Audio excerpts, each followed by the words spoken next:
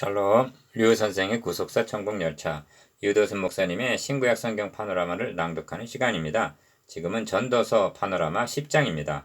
우매자가 되지 말고 지혜자가 되라.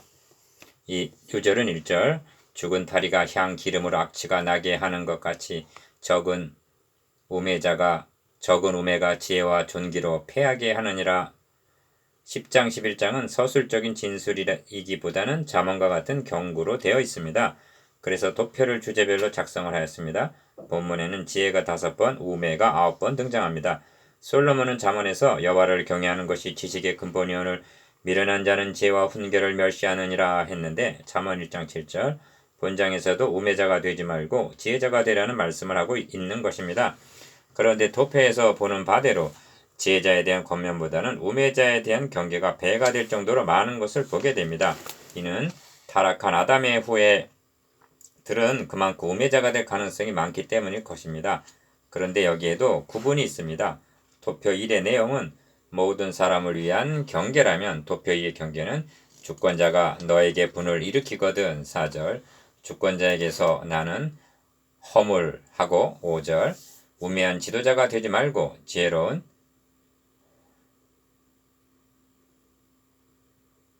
지도자가 되라는 경계입니다. 지혜로운 지도자가 되고 또한 지혜로운 지도자를 만난다는 것은 무엇에 비할 수 없는 축복인 것입니다. 도표 1. 지혜자의 특성과 우매자의 특성 1. 죽은 파리가 향 기름으로 악취가 나게 하는 것 같이 죽은 우매가 지혜와 존귀로 패하게 하느니라 합니다. 1절 기억 이를 요절로 삼았는데 이 말씀 속에 10장을 통해서 하고자 하는 의미가 다 들어있다 해도 과언이 아닙니다.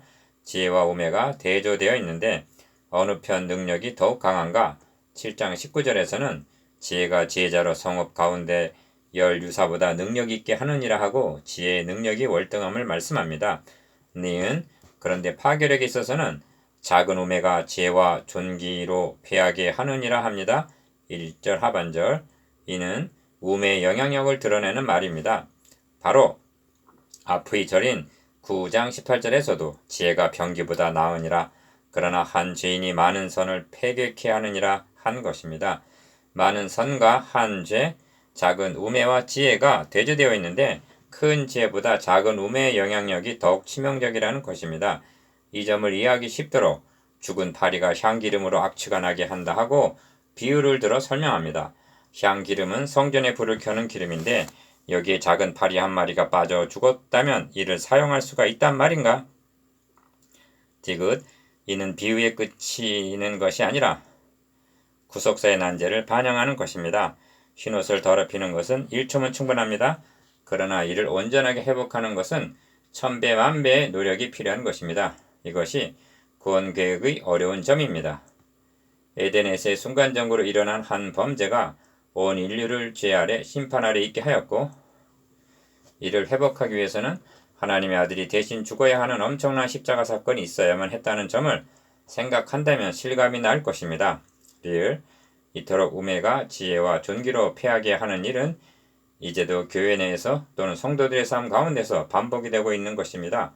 그리고 가공스러운 것은 지혜자의 10마디 진실한 말은 듣지 않는 자들이 우매자의 한마디 유혹하는 말에는 홀딱 넘어간다는 점입니다.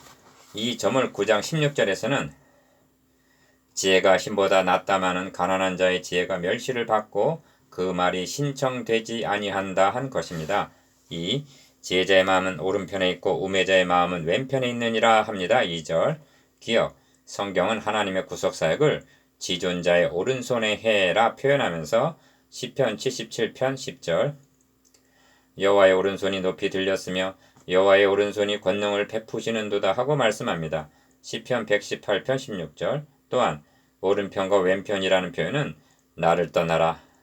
너가 좌하면 나는 우하고 너가 우하면 나는 좌하리라 함과 같이 창세기 13장 9절 반대를 나타내는데 이를 1절과 결부시켜 생각한다면 세우려 하시는 하나님의 진영과 이를 대적하여 파괴하려는 반대자의 진영을 나타내는 것으로 볼 수가 있습니다. 우매자는 길에 행할 때에도 지혜가 결핍하여 각 사람에게 자기 우매한 것을 말하느니라 합니다. 3절 이 점을 잠언에서는 지혜로운 자와 동행하면 지혜를 얻고 우매한 자 미련한 자와 사귀면 해를 받느니라 합니다. 잠언 13장 20절. 4. 무딘 철연장 나를 갈지 아니하면 힘이 더 드느니라. 오직 지혜는 성공하기에 유익하니라 합니다. 10절. 이는 지혜란 시간만 지나면 저절로 주어지는 것이 아니라 무딘 철연장 나를 갈듯이 철차 탁마를 통해서 이루어지는 것이요. 오직 지혜는 성공하기에 유익하니라 한 것은 주인의 쓰임에 합당하며 모든 선한 일에 예비함이 되리라는 뜻입니다. 디모데후서 2장 21절. 5. 방수를 베풀기 전에 뱀에게 물렸으면 술객은 무용하니라는 11절 뜻은 무엇인가? 평소에 지혜자의 말을 신청하지 않는다면 뱀에게 물린 후에는 이미 소용이 없음을 나타냅니다. 6. 이 점이 이어지는 12절에서 15절까지의 지혜자의 말과 우매자의 말과 결부가 됩니다. 기어 지혜자 입의 말은 은혜로우나 우매자 입술은 자기를 삼키나니 12절. 니은 그 입의 말의 시작은 우매요 끝은 광팬이라 13절. 디귿 우매자는 말을 많이 하거니와 사람이 장래를 알지 못하나니 신우사를 알게 할 자가 누구이냐 합니다. 14절. 지혜자와 우매자의 특성이 무엇을 통해서 나타나는가? 말로 나타난다는 것입니다. 그러므로 잠언 10장 11절에서는 의인의 입은 생명의 샘이라도 악인의 입은 독을 머금었느니라 하는 것입니다. 리을 우매자들의 수고는 제각기 고나게 할 뿐이라 저희는 성읍에 들어갈 줄도 알지 못함이니라 합니다. 15절. 성읍에 들어가는 길은 어린아이라도 아는 바인데 이것조차도 모른다면 그는 소경이나 다를 바가 없고 그런 자를 따른다면 함께 구덩이에 빠질 수밖에 없는 것입니다. 그러므로 문제의 심각성은 도표 2에 살펴보게 될 우매한 지도자입니다. 도표 2. 지혜로운 지도자와 우매한 지도자. 도표 2에는 주권자, 왕이라는 말이 자주 등장합니다.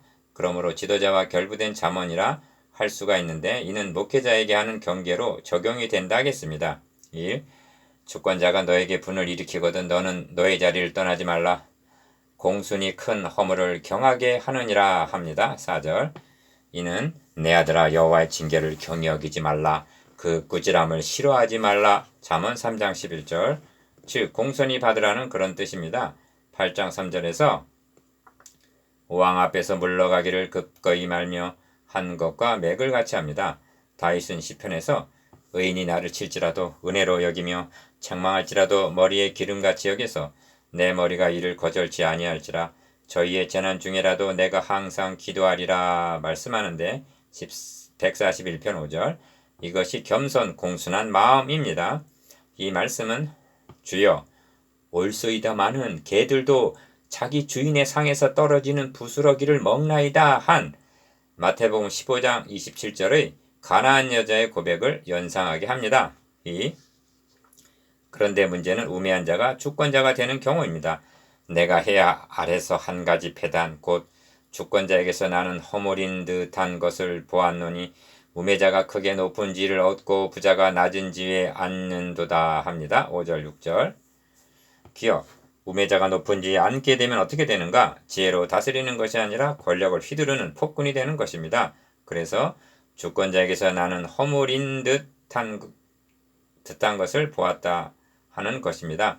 섬기라고 주신 직분을 마치 계급이나 권세처럼 여긴다면 이런 패단은 교회 내에서도 일어나게 되는 것입니다. 이 점을 예레미야 선지자는 이 땅에 기괴하고 놀라운 일이 있도다. 선지자들은 거짓을 예언하며 제사장들은 자기 권력으로 다스리며 내 백성은 그것을 좋게 여기니 그 결국에는 너희가 어찌 하려느냐 하고 탄식합니다.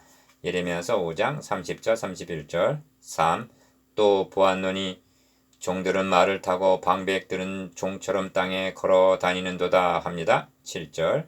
기억 이 말씀도 6절과 결부되는 것인데 말은 애굽에서 수입해오는 희귀한 것으로 종과 말은 격이 맞지 않는 것입니다.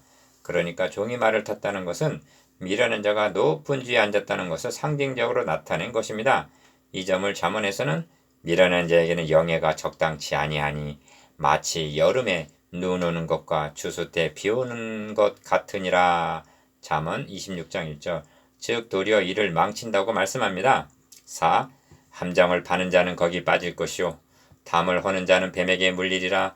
돌을 떠내는 자는 그로 인하여 상할 것이요 나무를 쪼개는 자는 그로 인하여 위험을 당하리라 합니다. 8절 9절. 기억, 함정을 파는 것, 담을 허는 것, 돌을 떠내는 것, 나무를 쪼개는 것이라는 표현은 모두가 파괴적인 것을 나타냅니다. 결국 자기가 당하게 된다는 경계입니다.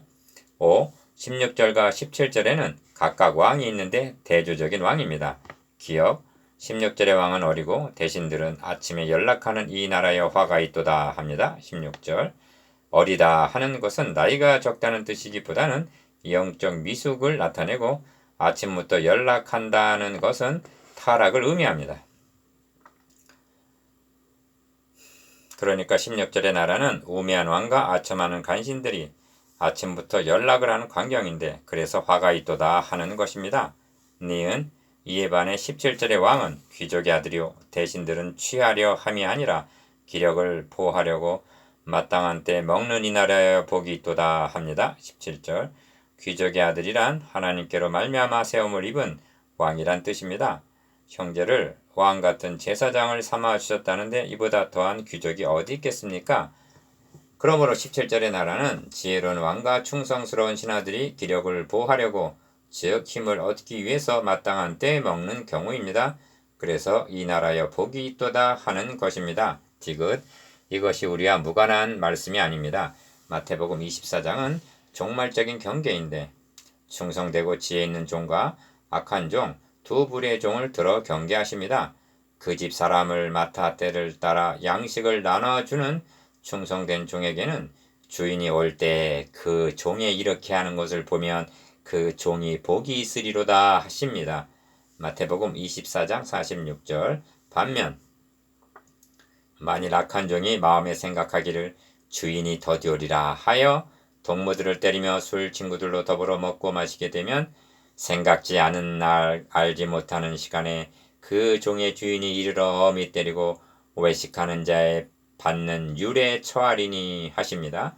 마태복음 24장 48절에서 50절 우리에게 위임하여 주신 하나님의 나라 교회를 어떤 나라처럼 섬기고 있는가를 비춰보게 합니다. 6. 게으른즉 석가래가 퇴락하고 손이 풀어진즉 집이 새느니라.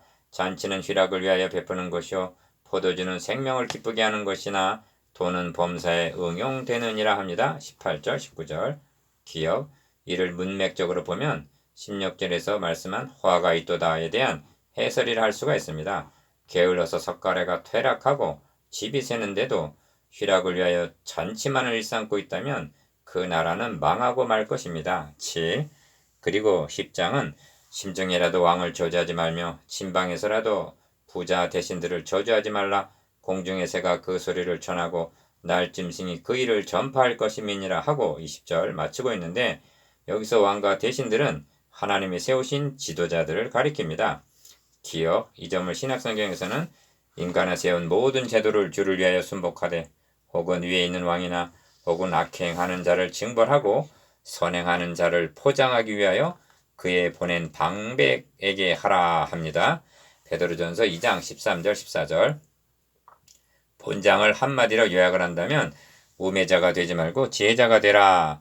한 걸음 더 나아가 지혜로운 지도자가 되라는 말씀입니다. 왜냐하면 백성들의 행복 불행이 지도자에게 달려있기 때문입니다. 8. 묵상해 보겠습니다. 기억 죽음파리에 대한 예화의 의미에 대해서 니은 지혜자와 우매자의 말의 특성에 대해서 디귿 16, 17절에 나타난 두 왕국에 대해서